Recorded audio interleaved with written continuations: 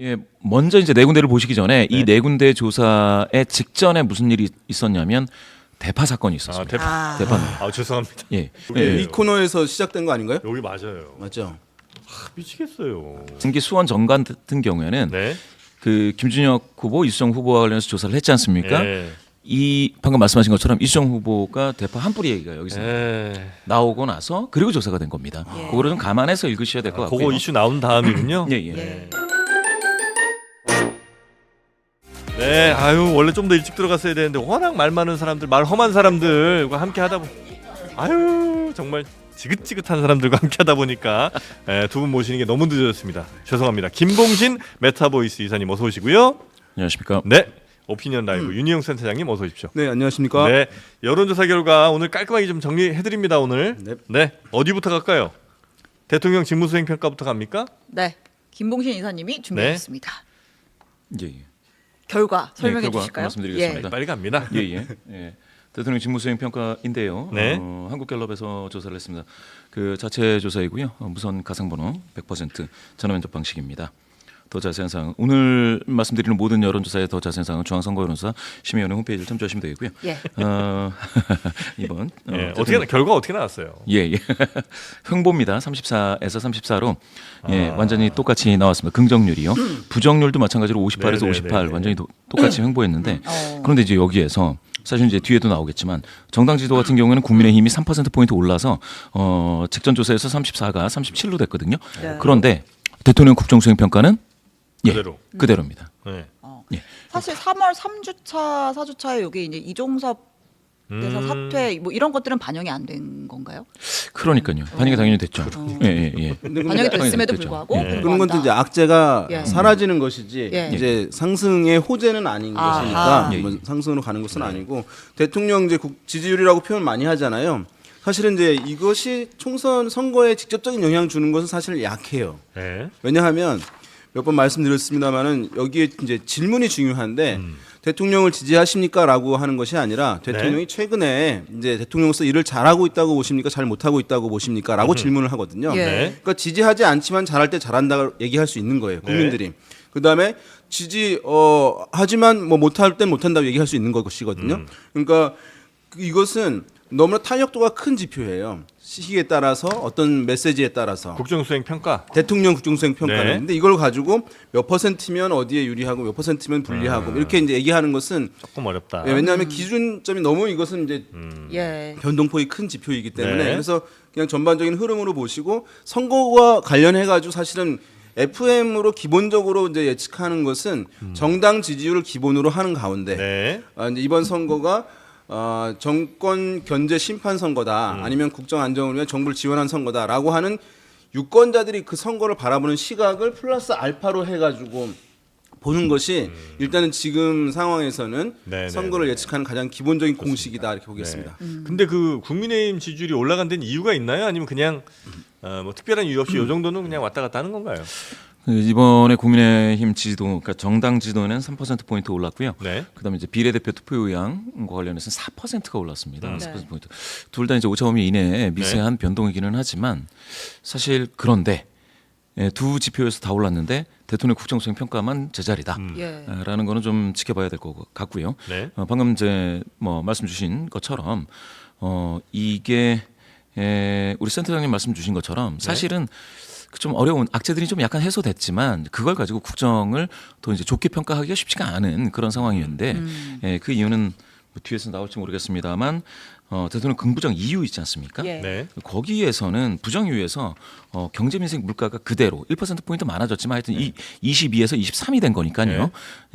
경제 민생 물가 이야기는 약간 더 강해졌나? 근데 그대로 그렇지만 의대 정원 확대에서 5% 포인트가 긍정평가 이유에서는 빠졌습니다. 아. 다시 말씀드리면은 이게 그러니까 좋은 게 없는 거죠. 아. 방금 센터장님이 좋은 말씀 주셨는데 악재가 해소됐다고 해서 그렇다고 해서 악재가 없어졌으니까 당장 지지해야지 뭐 좋다고 해야지 이렇게 갈 수 있느냐라는 것으로 따진다면 그러니까 의대 정원 관련해서도 여론이 전에 좋았다가 그 좋아진 게 좀 빠진 상황이고. 빠진 거죠. 그건 이제 예. 국정 운영 관련된 이제 설문일 거고. 예. 국민의힘 국민의힘 정당 당의 지도. 지지도. 그렇죠. 정당 지도는 그러면 마찬가지로 그럼 정당 지도 관련해 가지고는 네. 왜 왜 올랐냐? 네. 악재가 해소되고 좋은 게 없었냐? 좋은 게 있었습니다. 네. 국민의힘 지도하고 국민의힘 비례대표 투표 의향에서 네. 충청에서 많이 좋아졌어요. 네. 정당 지도는 15%포인트, 그다음에 비례대표 투표 의향에서는 19%포인트 충청에서 올랐거든요. 아니, 왜 이렇게 충청에서 유독 그렇게 튀는 숫자가 세종시죠? 나오는 거예요? 예, 예. 맞아요? 세종시 맞습니다. 세종시와 아. 관련된 국회 이제 국회 이전 이게 사실은 여야 민주당에서도 꾸준히 주장을 해왔던 주장인데 예. 최근에 이제 여당인 국민의힘이 갑자기 확 냈죠. 그러다 보니까 이와 같이 계속해서 뭐라고 해야 될까요? 중앙 그 언론에서는 네거티브 경쟁에 대해서 막말 같은 것들이 많이 나오지 않습니까? 네. 그런데 갑자기 지역 그 수건 과제라든지 어떤 민생 대책이라든지 이런 게 뻑하고 나왔을 때 거기서 반응할 수 있죠. 15%포인트는 이건 오차범위 이내입니다. 네. 이내입니다. 근데 19%는 거의 오차범위에 걸쳤어요. 아니 오차 범위가 얼마길래 15% 충청이 포인트가 이제 충청이 한 100명에서 약간 넘거든요. 아. 근데 그 정도의 오차범위 따지면 이제 플러스 마이너스 9.8% 포인트. 크군요, 그래서 범위가. 19.6을 넘어야 되거든요. 근데 19% 정도 왔다 갔다 하고 있다라는 거는 네. 충청에서 국민의 미래죠. 국민의 미래가 조금 더 이제 각광을 받고 있다. 좀 뭔가 이렇게 눈길을 받고 있다. 이렇게 보실 수가 있고요. 네. 더불어민주당이 4% 포인트 빠졌는데 충청에서 무려 21% 포인트 빠집니다. 어. 예. 그러니까 그 국민의힘의 눈길이 가면서 상대적으로 더불어민주당은 이제 조금 이제 관심이 덜 간 건데요. 네. 이게 계속될 것인지 이건 좀 봐야 되는데 이번 주 조사는 발표가 안 됩니다. 왜냐? 깜깜이 기간이 겹쳐 있어서. 그러네요. 예, 시작되죠. 요 이제 네. 정당 지지율 변화 의문을 갖는 분들이 좀 있을 것 같아가지고 추가 네. 설명 필요할 것 같은데요. 네. 지금 보게 되면 정당 지지율을 사실 잘 쉽게 변화하는 지표가 아닌데 약간 변동폭이 있잖아요. 이제 국민의힘이 34%에서 37%로 상승을 했잖아요. 예. 일단 지난주에 34%로 그 전에 떨어진 것이 그 전주에 좀 이례적으로 떨어진 것이고요. 악재가 있었음에도 불구하고 선거가 다가오게 되면 정당 지지율은 사실 잘 떨어지는 게 아니에요. 결집. 네, 왜냐하면 이제 부동층 있는 분들이 마음을 정하는 것이기 때문에 네. 모든 이제 주요한 정당들은 올라가는 게 사실은 맞거든요. 변하지 않거나. 그래서 저는 이제 그 흐름 좀 해소된 부분들 선거가 임박하면서 나타나는 정상화되는 부분이 있다고 할 수 있겠고 네. 그러면 이제 야당인 더불어민주당은 왜 20%대로 29%로 하락을 했느냐. 그거는 이제 그 아래 보이는 12%라고 있는 조국 신당이 있는 거죠. 조국 혁신당이. 그러니까 뭐냐면 이제 우리가 비례 투표에서만 많이 데이터를 보셨을 텐데 요즘에는 지지 정당에서도 이제 조국 혁신당을 넣어서 묶게 되거든요. 그래요? 그러면은 여론조사에서 사실 분석에서 제일 중요한 것이 뭐냐? 저는 이렇게 얘기합니다. 합이 100%라는 것이라거든요. 아. 그러니까 모든 정당이 잘하면 꾸준히 올라가는 게 아니라 예. 마지노선이 정해져 있는 거예요. 합이 네. 100을 넘지 못하는 것이니까. 그러니까 야권 표도 정해져 있을 거 아닙니까? 예. 그러니까 민주당도 올라가고 아니 민주당이 안 떨어지는데 진보 계열 정당 어느 정당이 나타나가지고 지지를 쭉쭉 올린다 혼자만 그런 건 없는 거예요. 근데 그 성향이 있는 사람들은 고정되어 있는 것이니까 그러니까 12% 29% 합치게 되면 뭐 40이 넘어가는 거잖아요. 그러네요. 예. 네. 예, 그러니까 그 상황에서 보면은 이게 이례적인 지표는 아닌 것이에요. 그래서 보게 되면 야당도 이제 야권의 정당들도 떨어진 건 아닌 거죠 합산이. 네, 근데 네. 이렇게 그렇게 보면 이해를 하시는 게 합리적일 것 같습니다. 민주당이 34에서 29% 포인트로 떨어진 게 이제 딱 4% 포인트가 떨어진 거고 조국 혁신당이 8에서 12로 올라갔으니까 역시 이것도 딱 4% 포인트가 올라간 거네요. 그러니까 정확하게 민주당 지지하신 분들이 조국 혁신당 쪽으로 이제 바꿔서 그렇게 아마 지지하신 거 아닌가 하는 그러니까 생각이 조국 드는데. 혁신당에 대해서는 지금 이제 이 사안을 놓고 네. 이렇게 얘기할 수 있죠. 이번 선거에서 조국 혁신당이 민주당 지역구로 찍고 비례해서 조국 혁신당을 찍으니까 약간 종속되어 있는 존재가 아니냐라고 하는 시각이 있었는데 네. 지지 정당에서 10%가 넘는 정당 지지율이 나온다는 것은 배타적 지지 성격이 있다는 것이거든요. 그러니까 나는 여러 정당들 중에서 이 정당을 지지하는 거야. 네. 라고 하는. 비례에서는 어느 정당 한 것은 그건 이제 종속되어 있는 거죠. 예, 예, 하지만 예. 그런 면에서 조국 혁신당이 이제 초반에 비해서 독자 독자성을 정당으로서. 상당 부분 이제 갖고 있는 현상을 네. 보여주는 지표다라고도 해석할 수 있겠습니다. 네. 거기에서 잠깐만 설명을 드리면 수줍어하시면서 말씀하세요. 그 말씀이 맞긴 맞는데 이게 사실은 딱 떨어지는 만큼 올라갔으니까 딱 뭐라 해야 될까 플러스 마이너스가 정확히 말씀 제로섬처럼 보이지 않습니까? 그래서 예. 이제 완전 그렇게 따지면 이제 조국 혁신당이 더불어민주당의 지지도를 이제 잠식하는 형태로 해가지고 자기 지지세를 불린다. 라고도 볼 수가 있는데 사실은 조금만 이제 들여다 보시면은 3개 정당 간에 있어서 역관계가 있으니 그거를 약간 좀 역동적으로도 보셔야 되는 부분이 일단 있습니다. 네. 일단은 조국혁신당이 12%로 이제 두 자릿수가 됐다라는 건데 네. 제3정당이 두 자릿수 되기가 되게 어렵습니다. 네. 정의당 같은 경우에도 두 자릿수로 18%까지 올라간 적이 있었는데 그게 2018년에 딱 한 번 나타났거든요. 그렇게 됐을 때 제가 봤을 때 그러니까 비례대표에서 지지세가 22까지 올라간 게 지지하는 정당 그 정당 지지도까지 이제 스피드 오버되는 거는 맞는데 네. 그게 더불어민주당의 지지세를 완전히 잠식하는 형태만이냐 그렇게 된다면 말이죠. 더불어민주당이 충청에서 21%포인트 빠질 때 그 정도를 조국혁신당이 가져가야 됩니다. 네. 그런데 충청에서 이번에 조국혁신당이 지지세가 올라간 게 불과 1%포인트 정도의 차이밖에 없어요. 다시 얘기해서 더불어민주당이 충청에서 빠지는 거 있잖아요. 네. 빠지는 걸 조국혁신당이 가져온 게 없습니다. 네. 그러면 어떻게 되냐? 아까 말씀드렸듯이 충청에서 더불어민주당은 빠지고 그에 반등하는 힘이 어디서 나타나냐? 국민의힘이 15%포인트 높아졌거든요. 그러니까 3자의 역학을 봐야 되는 예, 거군요. 예, 그렇습니다. 따라서 그렇게 따지면 지금은 마치 우리가 저기 컵 3개 놓고 이렇게 막 돌리고 하는 야바위 보듯이 이게 이쪽으로 한쪽으로만 가는 게 아니고 일로 갔다가 이쪽으로도 가고 뭐 그렇습니다. 예. 아니 근데 그 우리 시청자분들이 예, 예. 댓글에서 갤럽에 대한 불신을 좀 갖고 계신 분들이 좀 있는 것 같은데 그 이유가 뭐예요? 뭐 특별한 이유가 있어요? 아니면 그냥 뭐 갤럽 조사의 어떤 특징 같은 것들이 좀 다른 게 좀 있습니까? 그러니까 갤럽 조사에서 보시면은 네. 정당 지지도가 사실은 굉장히 그렇게 평평하게 나타나는데요. 네.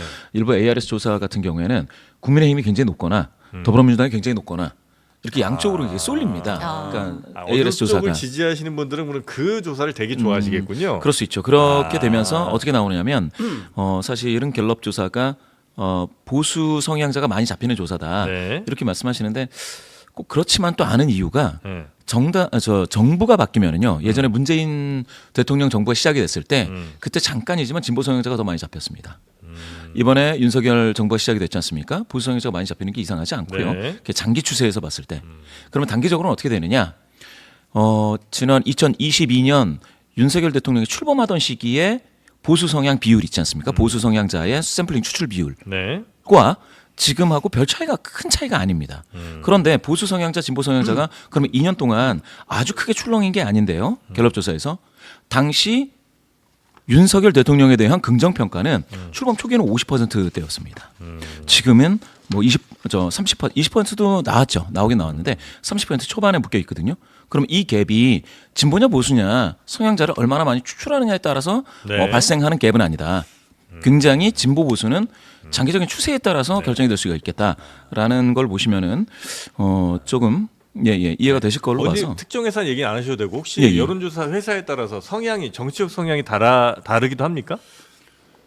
그렇죠. 사실 미국에는 이런 현상들 많이 있어요. 그래서 이제 뭐 우리가 리퍼블릭이다. 그러니까 공화당 쪽 가까운 예. 업체다. 아니면 민주당 가까운 업체다. 우리는 이제 독립 업체다. 인디펜던트 이렇게 이제 사실 성향을 분명하게 가지고 자기들 이제 공개를 해요. 직접 공개하는지 모르겠지만 언론에서 그렇게 규정을 합니다. 규정을 분류를 해요. 하는군요, 그래가지고 언론에서. 이제 추이는 별 변동이 없는데 네. 격차들이 조금씩 있어요. 그래서 네. 그것을 이른바 이제 하우스 이펙트라고 불러요. 좀 보정을 해야 기관 되겠네. 효과. 네. 왜냐하면 이제 그게 우리나라도 사실은 이제 있어요. 뭐냐면은 이제 그 가이드라고 하는데 조사를 맨 처음에 안녕하십니까 저희는 여론조사기관 어디입니다. 네. 아니면 저희는 어디에 의뢰를 받아서 조사를 하고 있습니다. 이렇게 안내 말씀을 드려요. 네. 그런데 거기 듣다 보면 어떤 특정 성향이 있는 언론사의 의뢰를 받은 조사다. 아니면 그 조사 기관이 어떤 성향을 가지고 있는 것으로 많이 비춰진 것이다라고 하면 그럼 나 반갑네라고 조사에 참여하는 사람이 더 있을 수 있고 어떤 사람은 난 정말 참여하지 않을 거야라고 해서 그런 사람들이 있어서 약간 이제 그런 차이들이 나타날 수가 있어요. 그것을 네. 이제 기관 효과 하우스 이펙트라고 하는데 그걸 감안해서 이제 추이를 보시게 되면 뭐 괜찮다고 생각됩니다. 네. 그래서 그런 여러분들도 현상들이 좀 있습니다. 계속 뭐 어디 회사 이렇게 얘기하시면서 거기는 어디다, 거기는 어디다 이렇게 얘기를 좀 주시는데 하면 아는 분들은 거기에 참여 여부를 결정할 수 있습니다. 아. 사실은 그걸 가지고 검토 효과가 좀 있을 약간 수 있겠군요. 이제 있는 거죠. 네. 네. 윤희영 소장님이 그 총선 투표 이양 관련된 조사 네, 결과도 이제 투표율을 거론할 시기가 왔어요. 예. 이제 한 이제 열흘 안으로 들어오면 이것이 중요하거든요. 우리는 통상적으로 여론조사 얘기 많이 하는데 여론조사에는 투표에 참여하지 않을 사람들도 포함된 여론인 거예요. 네. 근데 선거는 사실 투표에 참여한 사람들만의 여론인 것이잖아요. 그렇죠. 그러니까 거기서 숫자로 세이는 거예요. 숫자로. 비율이 중요한 게 아니거든요. 네. 그래서 그 투표율은 어느 정당에 친화적인 사람들이 많이 나가느냐. 그래서 어떤 언론이나 분석을 보시면 이런 게 있어요. 투표율이 중요한 게 아니고 지지층의 투표율이 중요하다는 얘기를 하거든요. 예. 그게 이제 그 얘기인데 지금 하나 이제 보시는데 총선 투표 의향 조사해 가지고 나오잖아요. 그러면 반드시 투표할 것이다. 뭐 가능하면 투표할 것이다. 뭐 투표하지 않을 것이다. 뭐 그때 가봐야 한다. 이렇게 이제 다양한 방식으로 묻는데 가봐야 제일 중요한 것은 왜냐하면 사실은 이제 투표할 거냐라고 묻는데 나는 투표하지 않을 겁니다라고 하는 건 잘 별로 없어요. 없죠. 예, 그렇기 맞아요. 때문에 사실은 저 들으면 투표율 80% 중반대 네. 나와야 되는 거잖아요. 그래서 제일 중요한 거는 여기서 가능하면 투표할 것이다 비율은 전혀 안 중요해요. 반드시 투표하겠다. 예. 이거 중요한데 이것을 적극 투표 의향이라고 불러요. 예. 통상적으로 이제 전화 면접 조사에서는 75%에서 80% 초반 정도 나와요. 투표하겠다 반드시 하겠다. 하겠다고 응답하는 네. 비율이 ARS로 물으면 90% 넘어갑니다. 예. 왜 그분들은 어차피 할 거니까. 예. 그런데 실제로는 이 전화 면접 조사에서 한 15% 정도 빠져요. 예. 그러면 예, 이번에도 한 통상적으로. 60% 그래서 중반대는 이제 나올 60% 가능성이 있겠네요. 그러니까 15% 내외 정도 빠지는 것이죠. 그래서 네. 이제 그 60% 초반으로 갈 수도 있고 물론 더 많이 빠지면 이제 50%대가 될 수도 있겠습니다만은 그런 식으로 이제 앞에서부터 이제 패턴이 과거에 나왔다. 네. 그래서 조사에서 전체 후보 간의 지지율을 보기도 하는데 네. 적극 투표 의향층에선 이랬습니다라고 보도하는 것을 아마 보신 적이 있으실 텐데 투표장에 많이 나가는 게 중요한 거니까 네, 네, 거기서 격차가 커지게 되면 그 후보는 거의 이긴다고 봐요. 예, 근데 만약에 가상 대결에서 차이가 이제 앞서고 있는데 적극 투표 의향층에 반대가 나오는 경우가 있어요. 네, 네, 네. 그런 경우에는 전체 지지로 앞서고 있지만 굉장히 비상이 걸리는 거죠. 그런 면에서 중요하다 아무래도 말씀드리겠습니다. 이제 여야가 이렇게 좀 팽팽할 때 투표율은 더 높아지겠군요.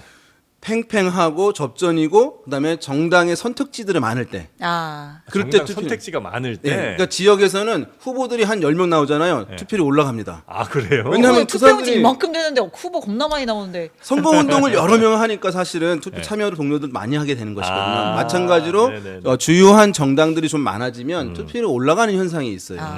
그래서 이번에도 제3지대의 주요한 정당들이 있기 때문에 이전과 네. 다르게 투표율이 낮아지지는 않을 것으로 보는데 다만 투표율은 하늘의 영역이긴 예. 합니다. 아. 그래서 이제 날씨 따라도 좀 다르기도 하죠.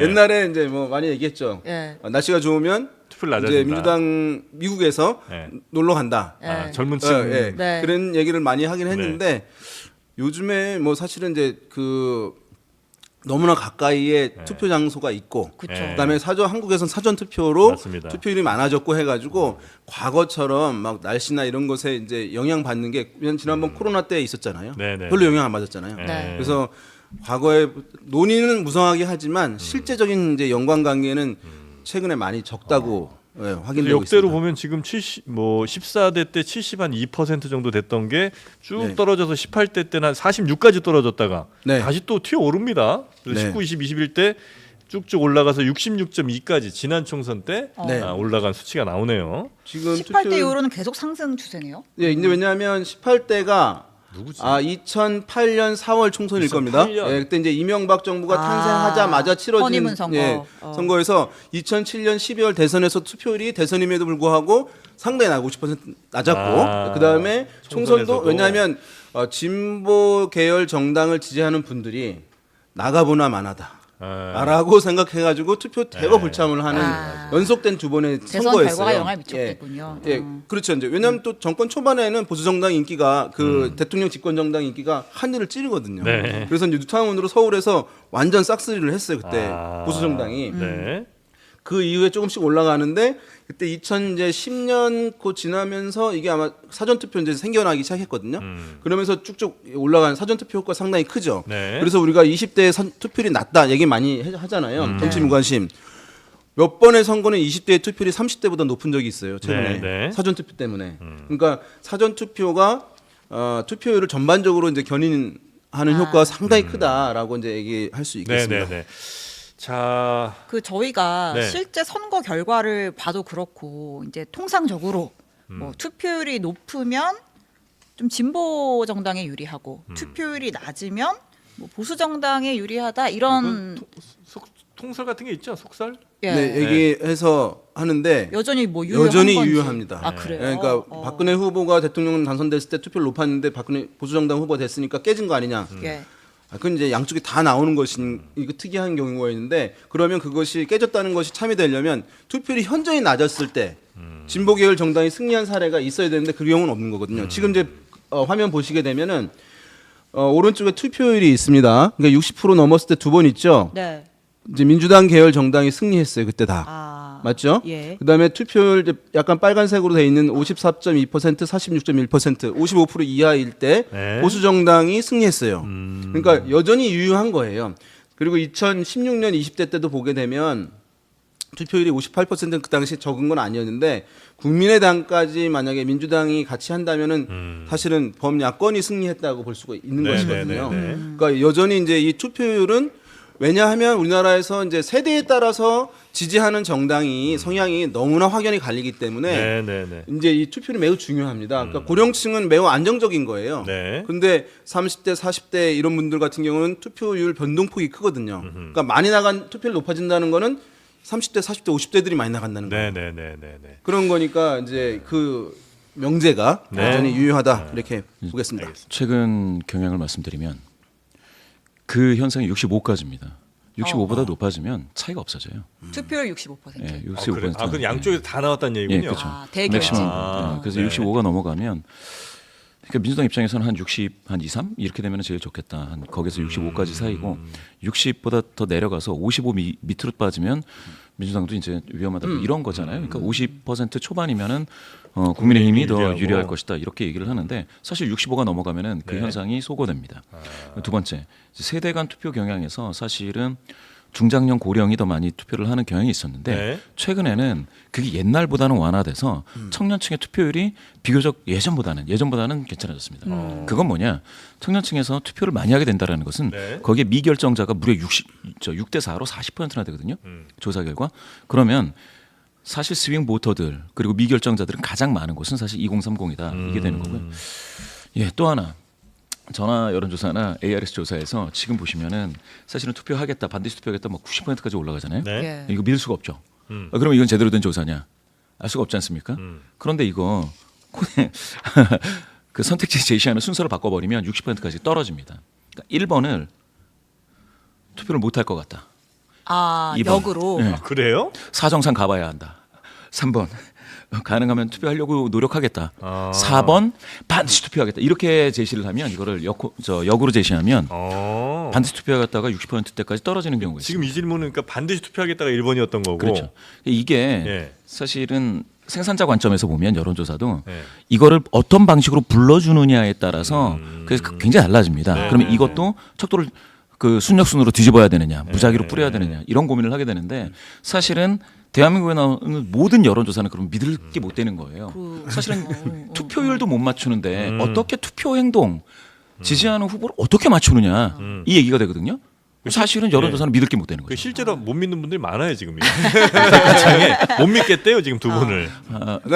저까지 예, 알겠습니다. 근데 네. 그 이제 네. 보통 이제 20대에서 좀 젊은 층에서 부동층 비율이 높잖아요. 네. 그럼 이제 투표율이 떨어지면 그럼 결국은 이런 젊은 층의 참여가 떨어지기 때문에 젊은 층 투표율이 낮아서 그런 거 아니냐? 네, 뭐 이렇게 요번 총선에서 이제 눈여겨 투표율과 관련해서 눈여겨 봐야 할 포인트가 딱 하나 있는데요. 네. 왜냐하면 그러니까 옛날에는 이제 20대, 30대도 이제 진보 성향이라고 불러서 투표 높아지면 20대, 30대, 40대들 높아지는 것이니까 진보 계열 정당이 유리하다라고 하는 것들을 하는데 아무도 이제 뭐 이론이 없었는데 예. 지금은 이제 20대와 30대 초반 같은 경우에는 이제 보수 정당 성향들이 특히 남성 중심으로 있는 것이거든요. 근데 지금 상황에서 그런데 이제 투표율이 떨어진다고 하면 지금 각 세대들 중에서 20대 젊은 층에서의 투표율이 떨어질 가능성이 있어요. 왜냐하면 부동층 비율이 워낙 이제 높은 상황이에요.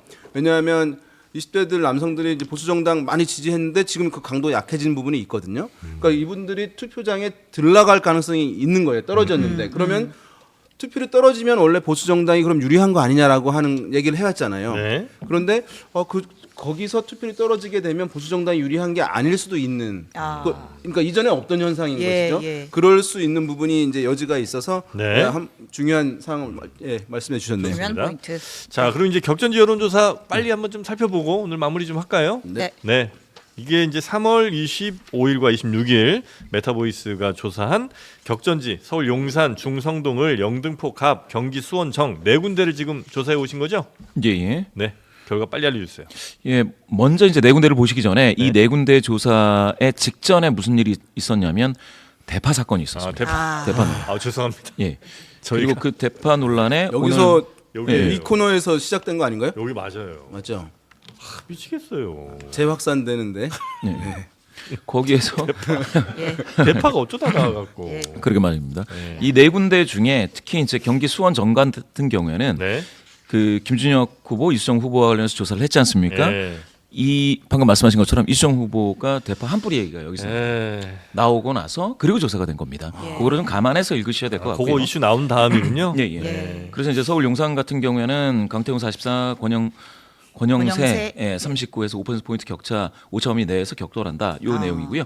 그다음에 중성동 을에서는 박성준 45, 이혜훈 36 해서 9%포인트 넘어섰네요, 여기는. 격차로 박성준 미세하게 우세하다라고 보셔야 될 것 같고요. 미세예요?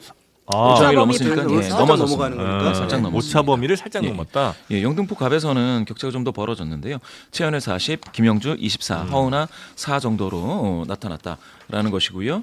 그다음에 이제 격전지 중에서 특히 이제 경기 수원정 궁금하셨을 텐데 김준혁 44, 이수정 33으로 11% 포인트 격차로 벌어져 있는데 이 두 자릿수 격차죠. 네. 그래서 제가 봤을 때 이제 이수정 후보 같은 경우에 나중에 결국 한 뿌리 논란에서 사과를 하게 되지 않습니까? 예. 그게 바로 이제 조사 결과에서 계속 좋지 않게 나오는 그 전에는 어떻게 이수정 후보가 뭐 전국적인 인지도로 따지면은 그래도 조금은 나을 것 같은데 네. 왜 이렇게 밀리나 하는 이야기가 있었는데요. 사실 대파 사건에 의한 그 충격, 임팩트가 엄청났다라는 것들을 좀 보여줬습니다. 아, 기존 조사에서는 조금 오차범위 내에서 그런 것도 이제 나오기도 하고 나왔었는데. 했으니까 좀 그렇고요. 대파 사건에 너무 의미 부여하지 말아주세요. 상당히 부담됩니다. 예, 알겠습니다. 예, 예. 또 이제 서울 용산 같은 경우에 강태웅, 권영세 후보 같은 경우에는 굉장히 붙어 있습니다. 지금 5% 포인트니까 뭐 보시는 분들은 강태웅 44, 권영세 39라고 하면 어떻게 5% 포인트 5점이 이내이지만 어떻게 40%대와 30%대로 이렇게 보면 권영세 후보가 열세이지 않느냐 보실 텐데요. 꼭 그렇지도 않습니다. 이게 5점이 내라는 것은 95% 신뢰 수준에서 5점이 이내라는 거 잘 뭐 생각을 해주셔야 되고 이거 이제 뛰어넘는 것도 있을 수가 있다는 건 5% 확률이죠. 예. 그렇게 보시면 되는데 제가 이렇게 봤을 때에 조사와 이제 예측이 있지 않습니까? 여론조사와 예측이 있습니다. 제가 한번 말씀드린 적이 있는지 모르겠는데 언론용 여론조사는 지역성 연령에 따라서 반드시 그 구성비에 맞춰서 네. 공표를 하게 되어 있습니다. 네. 이게 선관위의 가이드죠. 그렇게 하지 않으면 안 되는데요. 아까 이제 우리 센터장님 말씀 주신 것처럼 투표는 아니에요. 투표는 어느 연령대가 많이 할 수도 있고 적게 할 수도 있죠. 가령 어느 특정 연령대나 성에서 그 여론조사 그 응답 적극성이 굉장히 강하고 네. 그에 따라서 투표 적극성도 강하게 되면 사실은 여론조사가 안 맞는 경우가 나올 수가 있습니다. 여론조사는 이거를 비율에 따라서 보정을 하는 거니까 그렇죠, 그렇죠. 가중값을 적용을 하는 거니까 네. 그 경우에 따라서 보시면 제가 이제 시청자 여러분들께 한 말씀 드리면 이게 보수 성향자가 많이 잡혔는데 가중치를 적용했더니 가중값 적용 이후에 이게 좀 줄어드는 경우가 있습니다. 그랬을 땐 보수 성향자가 지지하는 후보 있잖아요. 네. 더 많이 이제 쏠려 있는 후보가 살짝 더 좋을 확률이 있죠. 약간 어려울 수 있는데 모든 통계표에 네. 이거 여심위에 들어가시면 그 통계표에 그 가중 처리 전과 후에 사례수가 나오는데요. 그걸 보시면서 조금 이건 더 붙겠다 아니면 더 이게 맞겠다 아니면 네. 더 떨어지겠다. 보수성 유권자들이 더 많이 있는 조사였는데 어쨌든 보정을 해야 되니까 그걸 좀 그렇죠. 낮게 우리가 좀 인위적으로 좀 바꿔놨는데 결국 투표 예, 예. 실제 투표에 가서는 원래 여론조사했던 보정 전의 수치로 나올 가능성이 높다 이거죠. 그렇죠. 네. 이거는 진보 성향자도 마찬가지이고요. 네, 네, 네. 그리고 중도도 마찬가지입니다. 그래서 진보 중에 두세 후보의 비율, 그 다음에 중도 보수를 봐서 네. 이 숫자가 보정을 주면 가중값을 적용하면 이렇게 바뀌는데 그 전으로 한번 생각해 보시면 이게 어느 정도 접전이 될지 요거를 좀 보실 수가 원데이터는 있습니다. 어디가 나와 있어요, 이거? 중앙선거론수심의위원회 홈페이지를 보시면 되는데요. 예. 거기에 보시면은 통계표에 보정전이 나와요. 가중 전후가 나옵니다. 예. 그걸 좀 보시면 되겠고요. 네. 이제 용산 같은 거 주목되는 경우는 이제 용산 대통령실이 있기도 하지만은 네. 이제 지난번 이제 21대 2020년 총선에서요. 네. 국민의힘이 이제 서울에서 8석을 가져갔어요. 그런데 이제 그 중에 강남 3구가 나머지 이제 7개로 구성돼 있고 예. 물론 이제 8개이지만 하나가 이제 민주당이었는데 네. 그 나머지 강남 3구 이외의 지역을 유일하게 당선된 곳이 바로 이제 용산인 거예요. 네, 네, 네. 그러니까 그러면 이제 용산이 사실은 뭐 서울 사시는 분은 아시겠지만 상당히 사실은 강남화되었거든 최근에 네, 네, 네. 그런 상황에서 근데 이렇게 접전이거나 아니면 약간 밀린다 수치상 이제 이렇게 한다는 것이니까 사실은 국민의힘으로서는 상당히 긴장이 되는 이제 네. 지표들이라고 할 수 있어서 그래서 주목이 되는데요. 중도층 같은 경우에 보게 되면 네. 강태웅 44, 권영세 28. 그러니까 중도층에서 그러니까 민주당 후보에 대한 이제 비율이 더 지지세가 높은 높네요. 상황이니까 네. 이 지역도 이제 정권에 대한 심판 견제 기류 이것이 네. 일정 부분 영향을 주고 있다 이렇게 보겠습니다. 알겠습니다. 두 분 저 네. 다음 주에도 오시잖아요.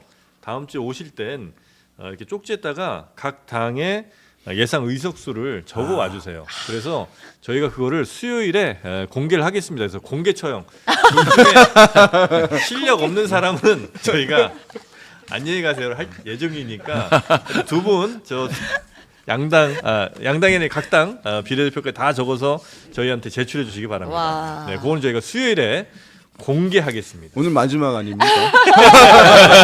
네, 근데 다음 주부터는 저희가 이 숫자를 언급할 수가 아니죠. 상관없죠. 이전 네. 조사는 상관없죠. 이전 조사는 이전 되는데 조사는, 그 예. 후에는 언급할 수가 네, 그렇죠, 그렇죠. 없잖아요. 선거 전 예. 6일 예. 네. 안에 실시한 아, 조사 예. 결과를 그때 이제 발표를 못 한다는 그렇죠. 것이지. 그 전에 그전에 조사한 건 건 한 거는 가능하고. 충분히 예. 얘기가 가능하고요. 앞서 이제 선거 전 그 6일 사이에는 네. 아마 이전 거를 계속 무한 그렇죠, 반복한 그렇죠. 것을 그냥 네. 보실 수 있을 겁니다. 자, 과연 다음 주 수요일에 이 두 분의 표정이 어떻게 바뀌게 될지는 여러분 같이 확인해 주시면 감사하겠습니다. 자, 우리 윤희웅 센터장님 그리고 김봉신 이사님 고생 많으셨고요. 네, 우리 신혜연 기자도 오늘 너무 고생 많으셨습니다. 네, 힘든 분들과 함께했어요 오늘. 아닙니다. 괜찮습니까? 예, 예. 네. 즐거웠습니다. 자, 그러면 다 같이 저까지 인사드리고 내일 오전 11시에 여러분 다시 찾아뵙도록 하겠습니다. 함께해 주신 우리 세 분 그리고 구독자 여러분, 시청자 여러분 대단히 감사합니다. 내일 뵙겠습니다.